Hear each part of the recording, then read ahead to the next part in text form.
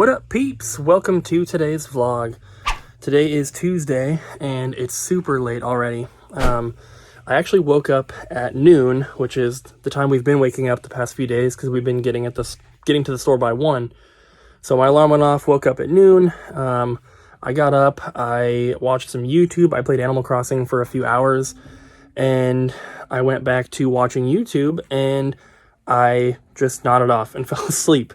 And woke up at 6:30 p.m., which is not good. And Abby slept super late as well. And so now Abby's working on cleaning up the bathroom a little bit. We got the grid wall in the mail today. Had it delivered to the house because obviously we're not at the store and they're making us pick up our things and it's just easier to have them delivered to the house. But we got the one regular one, and then we got one of those big ones, and it does not fit in Abby's car. So we're going to have to take the truck when we take that to the store, which it's always a bigger pain to take the truck. There's always a risk of it not wanting to start or something and it getting stuck at the store. But we're going to probably just do that maybe tomorrow, but probably just on Thursday.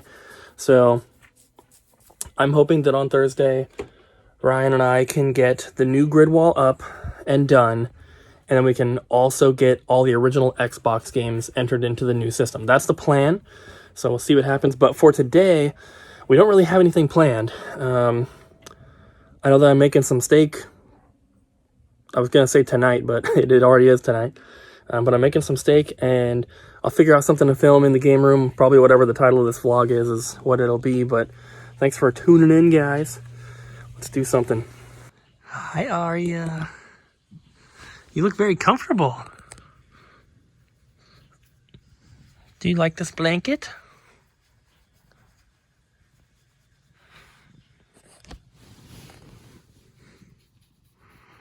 Oh, she's such a good kitty.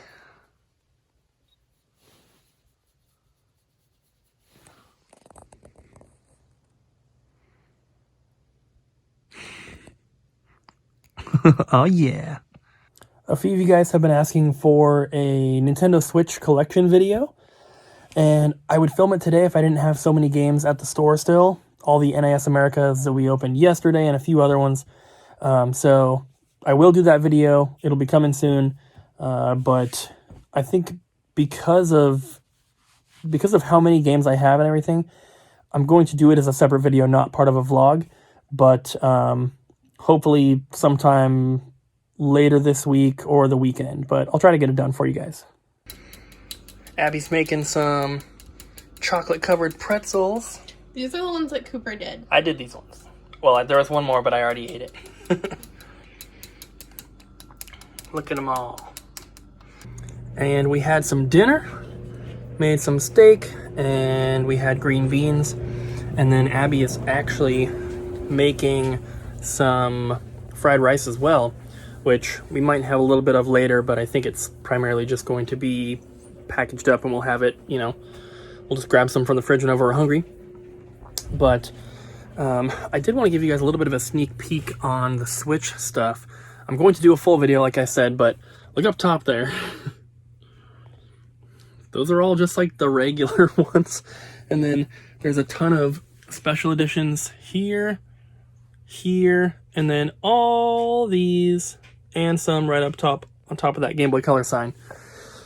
So when I do get around to doing that, it's going to be a long video.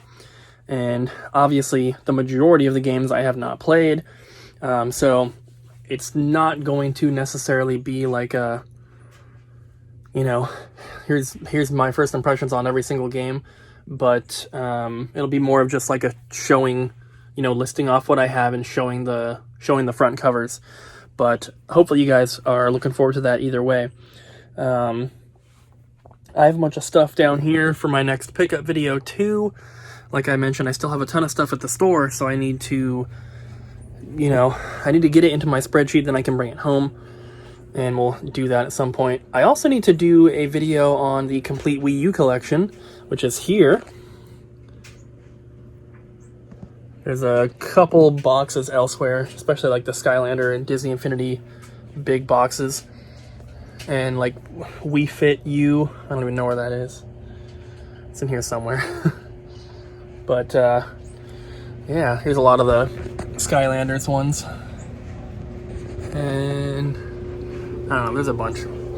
But I have a lot of videos that I want to do. It's just, I don't know, like finding the time. And not only that, but I know that we're going to move, and so it makes working on the game room less desirable at the moment. Just because, you know,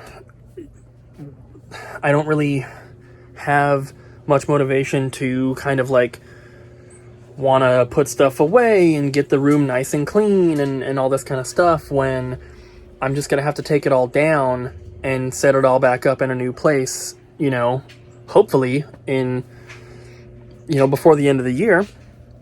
With the virus and everything, I guess we just kind of have to wait and see what happens, but, you know, I mean, it still is our plan.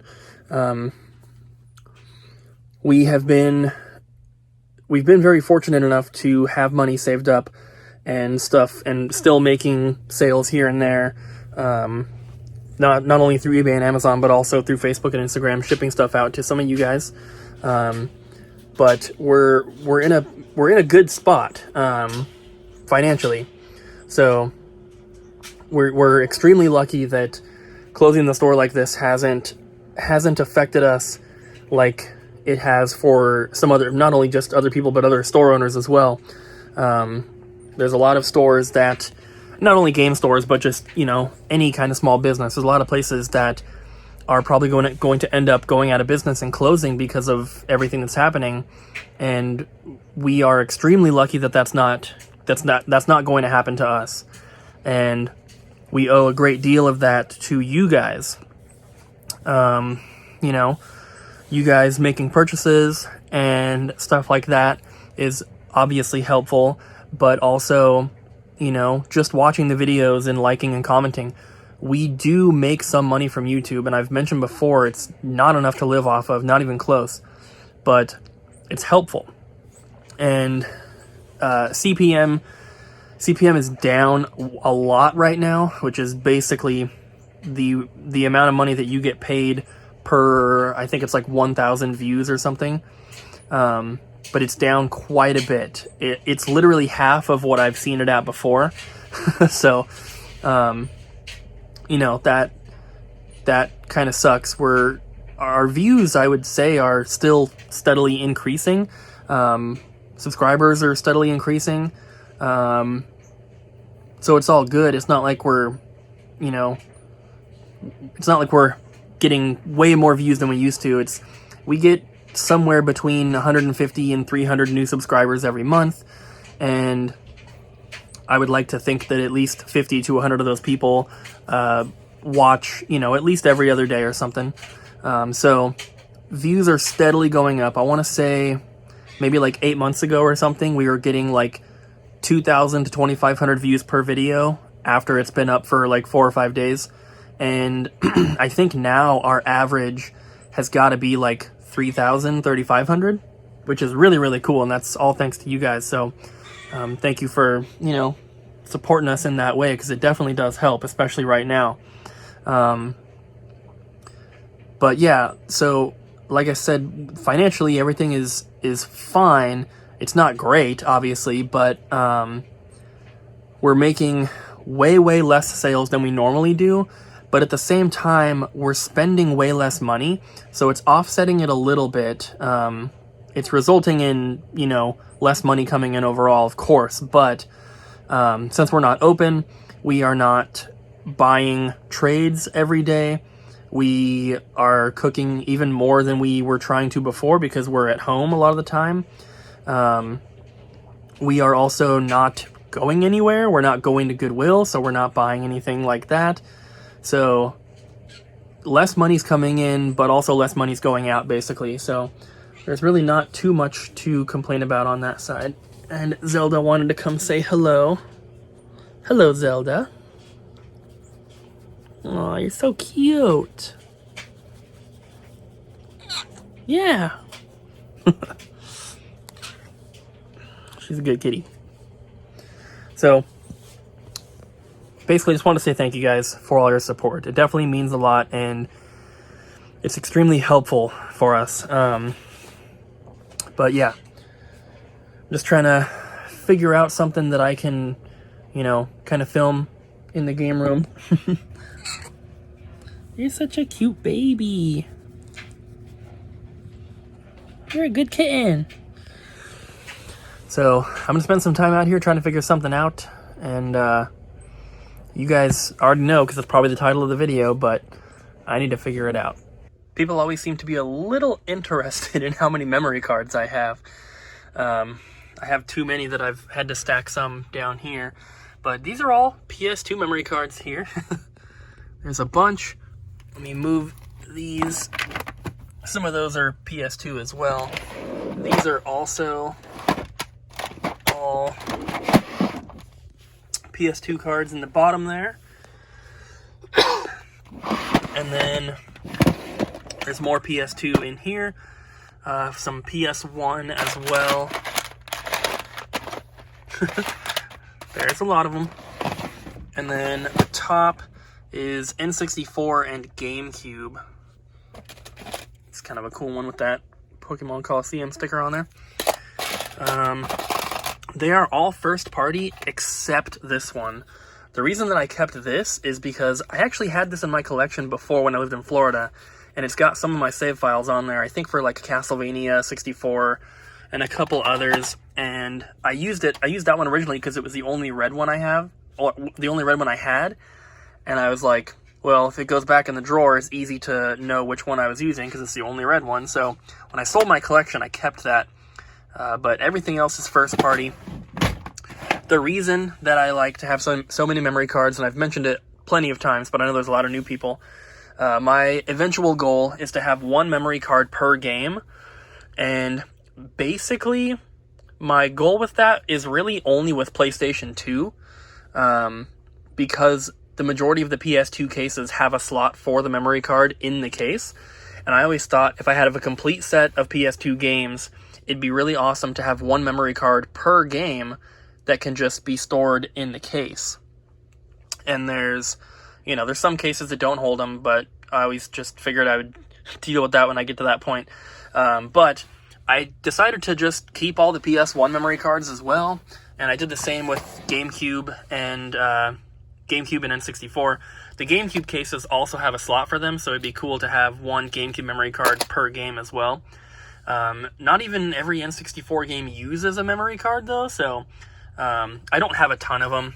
I have enough here for all the games, but, there's probably 30, 35 N64 ones in there, but I don't really get those very often. I figured out what I want to talk about, and hopefully you guys are interested. If you clicked on this video, it's probably the title, so I'm assuming that you are. So you could essentially boil down what I'm going to talk to as like collecting tips or something like that. But I would like to think that it's a little bit more than just collecting tips. I've done a couple collecting tips videos on the channel before. They're very, very old, but I think the majority of what I said in them still stands. So if you're interested in more collecting tips, just search on YouTube SicCooper collecting tips and they should pop up. But as you can tell from the title, I'm going to talk about basically how to get good deals as a game collector or as a gamer. You don't even have to be a collector, I suppose. But and the other day I gave like a couple little secrets about shopping online for good deals, and that's definitely part of it. But as some of you guys will know, once I sold my collection in 2014 and started over, I had a goal in mind that I wanted to buy as little off of eBay as possible. So I have stuck to that because in my collection previously, I bought a ton of stuff off of eBay. Like, lots and lots of stuff. And there's nothing wrong with that at all, especially if you live in an area where you can't really physically go out and game hunt. But luckily, I live in an area where I can do that, and because I can, I decided that's how I wanted to get the majority of my collection. I wanted to get the most of my stuff in person if possible, because when you buy something in person, you know, you have a little bit more of a story to go with it typically versus just buying it off of eBay. Now, if you were looking for this item for years and one finally popped up on eBay as an auction and you battled it out and you won, that is a story, of course. But if you're just like, oh yeah, this copy of Mario Kart 64, I bought it off Amazon. Like, that's not, it's fine. You got the game, you can play it, you're enjoying it, but it's not as satisfying to me as finding something in person.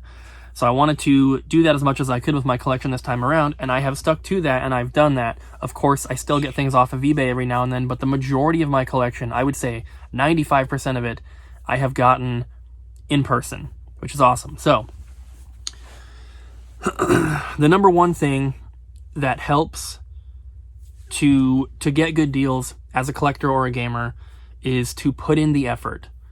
And I don't really see this too much anymore, but when I first started getting into collecting and everything, there was like this huge, like, every collector hated resellers. And some people probably still feel that way, but I feel like it was more prevalent back then. But it was always so weird to me that, people just hated resellers, and the only thing I could ever think was that it boiled down to people somehow being jealous of resellers. And Zelda's over here. But my thing was that if the reseller is putting in the work that you could be putting in, but you're not, then you don't have any reason to be upset when they find good deals or when they get good stuff. And there are, of course, good and bad resellers, so I'm not really talking about the differences between those, but basically, if you put in the work to find good deals, then you will be rewarded.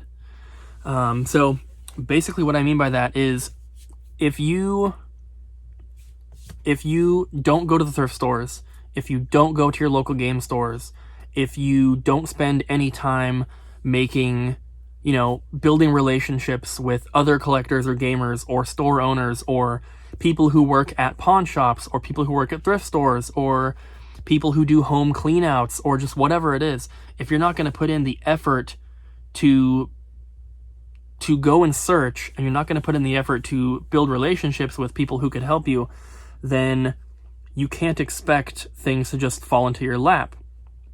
And obviously, not everyone has the free time to go out and game hunt 5 days a week, but, like, I used to do that because my full-time job was selling on eBay and Amazon, and I would sell other stuff as well, but, it was my job basically to go to the outlet 5 days a week, and game hunting was just included in my work basically, because I was already going to Goodwill. Why not buy some stuff for my collection while I'm there? So that resulted in me getting a ton of stuff. Now that we have the store, obviously I don't really do that anymore, but when I was doing that, every now and then I would get really, really lucky and I would get an awesome score. But you don't have to go 5 days a week to be lucky and to get some cool stuff. My friend David, the VHS collector guy, well, not now obviously, but when Goodwill was still open, they're not because of the virus, but when it was, he would get off work, and on his way home, because he works graveyard, so every morning, I think he gets off at like 10:30, every morning he would stop at Goodwill's on his way home from work, and he would just spend, an hour and a half, and just stop on his way home. But he would do it every single day, and he finds ridiculous stuff at the Goodwill outlets because he does this every day. And like I said, he's just doing this on his way home from work, so it's not like he's not getting up at 6 o'clock in the morning and going for the opening and staying for 6 hours. He's just stopping on his way home from work, which still, I understand it's not doable for every single person, but he does it, and he's found some crazy stuff. Not only is he getting stuff just because he's making the stop, but he's also become friends with a lot of the other people that do this. And, even if you are not there, if one of your friends is there, or one of the resellers who knows that you're into video games is there, they will grab stuff for you. And it happens to me. It happens to David. You know, he does VHS records, video games, you know, toys, all sorts of stuff. But some of the people that go to the outlet only do records, or they only do clothing, or whatever it is. But if they know that David is looking for video games, if they see some video game stuff, they grab it and they throw it in their cart. And then once David gets there, when he's out of work, they just give it to him. And, you know, it doesn't happen every single day, but it happens fairly often. And sometimes the stuff that they give him is really, really good stuff. And so he doesn't even have to be there, but it's that relationship that he's built. He's put in the time to be nice to people and talk to people, and he probably helps them out too. If he finds something that he doesn't want, but he knows that this person is interested in it, he'll give it to them. And then next time they find something, they're going to be like, oh, David wants that, and they'll give it to him. So it's just, and this is a very specific example of, you know, the Goodwill outlet, but you can do the same thing with your local video game store workers, or with even your local GameStop workers, or the people that work at the thrift stores, or anything like that. People that work at recycling centers, or people that do like home cleanouts and stuff like that. People that do storage units. These people will come across video games, and it's not going to be every single day, but they will come across stuff. And if they know, hey, my buddy Cooper is into collecting video game stuff, if they find something, they're just going to save it for you. And so just put in the effort and it will work out. Another thing is, this is my biggest thing with garage sales.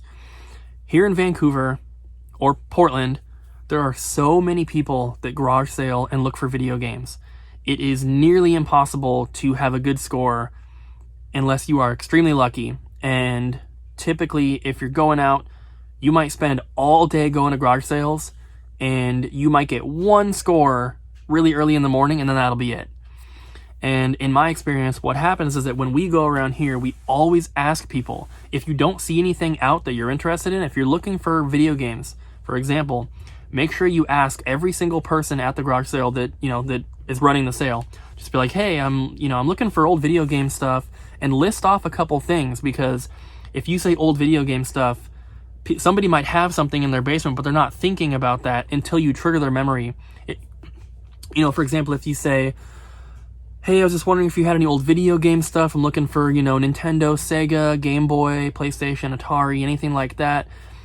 If they have a Game Boy, they might not think about that when you say old video game stuff, but once you say the word Game Boy, it might trigger their memory, and they'd be like, wait, I actually do have a Game Boy somewhere. Let me see if I can find it. And typically, if you're going to get an awesome score at a garage sale, it's going to be because someone brought something out that wasn't already out for sale. And the majority of my scores at garage sales have been that. Typically, the stuff that I'm looking for isn't out, but when I ask, sometimes they have it. And the problem with going garage sailing in a place like Portland or Vancouver is, like I said, there's so many people doing it. Every time that we go out and I ask somebody, hey, do you have any old video game stuff? They're like, oh no, you're the fourth person that asked today.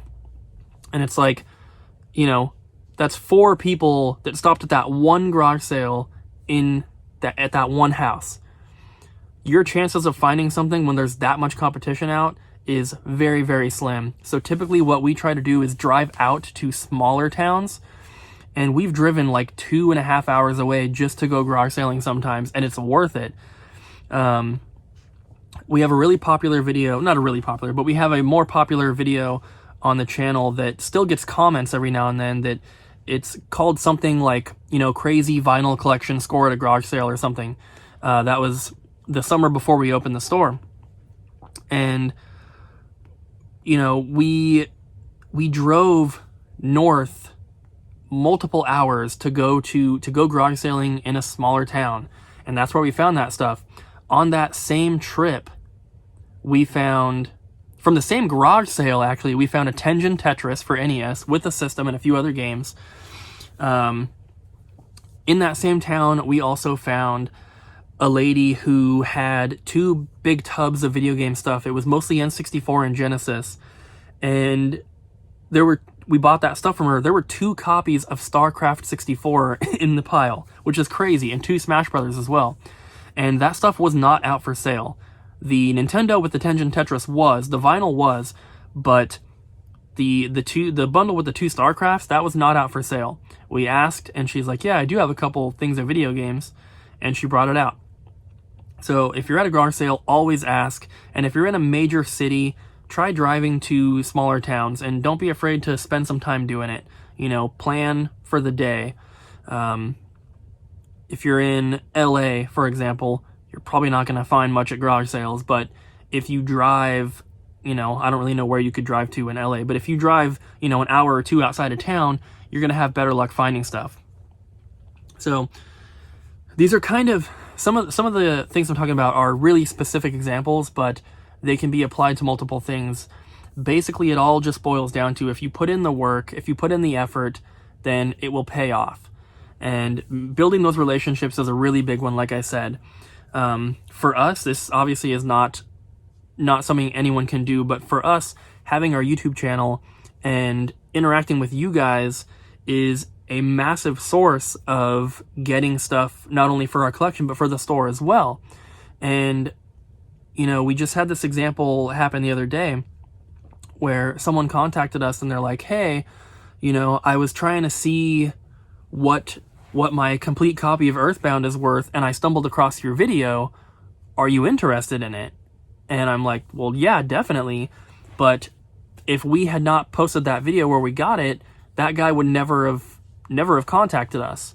So it kind of goes into building the relationships type thing. Like, you know, we make these videos, you guys hopefully enjoy watching them, and every now and then, you know, you guys are getting rid of stuff and you contact us, which is extremely appreciated, of course, but it's just one of those things where, you know, we're putting in some effort, and we don't make these YouTube videos so that you will sell us your stuff, obviously, but that is a side effect of making the videos. The same thing happened to Pat the NES Punk when he got his gray Nintendo World Championships cartridge, you know, however many years ago it was. He posted some sort of article about it online, and somebody saw that article and was like, hey, I've got the gold one. They contacted him and sold it to him. And if he hadn't posted the article about the gray one, the person with the gold one wouldn't have seen it, they wouldn't have contacted him, and he wouldn't have it. At least he wouldn't have had that exact one. But, yeah, it's not difficult, I should say, because, you know, as long as you have a good attitude, as long as you're nice, you try to be honest and helpful, people are going to want to be your friend. You know what I mean? And if they know that you're into something, they're going to want to help you out, especially if you help them out. So, build those relationships.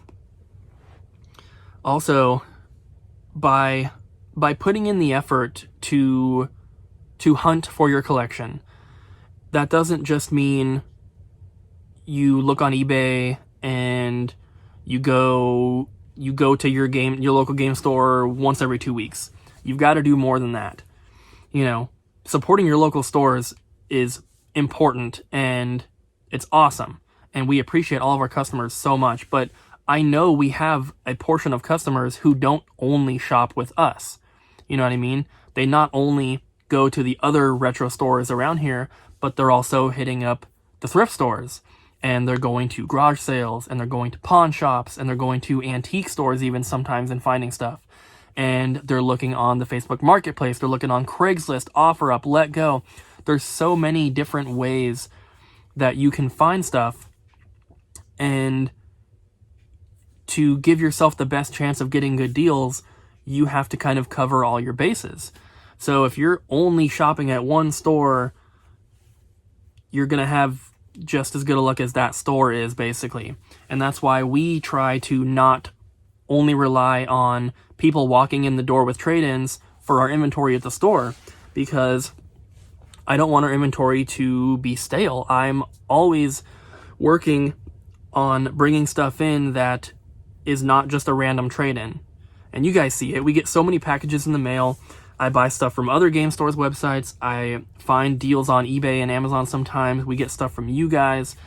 And, you know, I also go to Goodwill whenever I can. And whenever I go on tour, I always try to take a few extra days after to drive around. Usually it's in Florida. This last time it was in Ohio. And I had never been to Ohio before, but I decided, you know, with Abby's support, of course, we decided that I would spend some time there going game hunting, and it resulted in us getting some crazy stuff for the store. We got the Albert Odyssey for Saturn, we got the Rule of Rose for PS2, you know, we got the Power Blade 2 for NES, and Mega Man X3 for Super Nintendo, and just all this really awesome stuff that if I had just sat at the store for that week and just waited on trade-ins, we wouldn't have anything that cool coming in. So I'm also not necessarily saying that you have to spend all your time hunting for video games, but if you're stuck in a routine where you're just doing the same thing week after week and you're expecting different results, it's probably not going to work out. So just put in the effort to, you know, even if it's just, you know, for an extra half an hour each day or whatever it is, if you want to look on OfferUp or Let Go and just kind of refresh and see what's newly posted, you know, even that is going to increase your chances of getting a good deal. And another thing that I mentioned before that really applies to this as well is don't look for something really specific. Because if you do, you're going to be hyper-focused on that, and you might pass over a good deal because that's not what you're looking for. And, you know, I typically, when I'm game hunting, I kind of focus on one or two systems at a time, but I'm also just looking for whatever the best deal is. And I guess having the store helps with that, because even if it's something that I don't need for my collection, I can still buy it to sell. But, you know, like I said, if you're focused on one thing and you're only looking for that one thing, when you see it, you're going to be more inclined to maybe pay a higher price for it. Not that you're going to overpay, but, you know, if you are only looking for what the good deals are, obviously you're going to get better deals. I always try to do that with my collection. Like I said, I focus on a few systems at a time, but you know, if I see a PS2 game that's like half price and I don't have it for the collection, I'll still probably pick it up because it's a good deal. And I'm maybe not looking for PS2 at the moment, but once I do want to get PS2 games, or once I am focusing on that, you know, then I'm like, well, I'm really glad I picked up that game because it was half off of retail back then. But a lot of stuff fluctuates, and, you know, some stuff does go down, but the majority of stuff tends to go up. And, you know, there's a lot of times where I have a rare game in my collection that wasn't expensive when I got it, and I didn't think anything too special of it at the time, but I'm really glad that I picked it up when I did, because now it goes for way more. And so I don't really have any regrets in stuff that I didn't buy. You know, I made that video not too long ago. I have regrets of some stuff that I sold, but I don't have any regrets of things that I passed over on, really. And, you know, the one thing I can think of that usually comes to mind when I try to think of things that I wish I would have bought, when Abby and I were in San Diego, we went to a thrift store down there, or maybe it was in Seattle. Went to some thrift store, and they had a boxed Sega Game Gear in the glass case, but it was marked $79.99. And I was pretty sure it wasn't going to work. They always need repaired. But I passed on it because that was basically full retail. And now I kind of wish that I would have picked it up.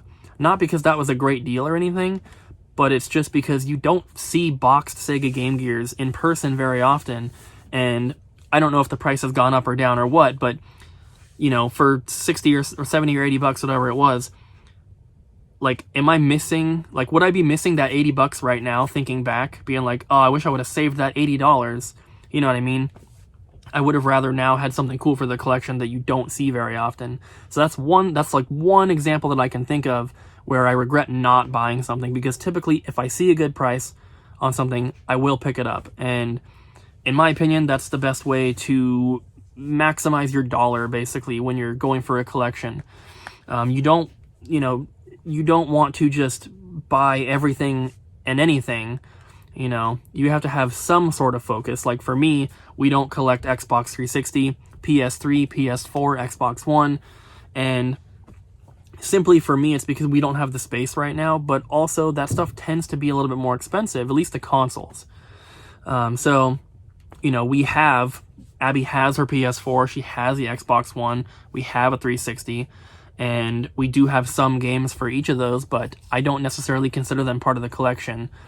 And that's just one kind of way that I focus down a little bit, so that I'm not just buying anything and everything. And I typically don't look for Atari stuff or Intellivision or ColecoVision or Odyssey or TI-99 or, you know, any of the old computer stuff, you know, Commodore, VIC-20, anything like that. And we do collect Atari, we do collect Odyssey and stuff like that. I just never really look for it. But the old computer stuff, we're not collecting. There's way too many games if you try to get into like Commodore 64 and stuff like that. There's too many. I don't think I've ever played a Commodore 64 game, so I don't really have a desire to collect them. I've played very few Atari games, which is why I don't really look for Atari stuff very much. I think it's cool. It's definitely a part of video game history, which is why I enjoy collecting them, but it's not something that I'm dying to play. But yeah, hopefully the stuff I've talked about is helpful to at least someone watching. A lot of it can seem like common sense stuff to anyone who has been a collector for a while, but people who are just getting into it sometimes don't think about that kind of stuff, and hopefully I've, you know, given someone some new information that will help them out.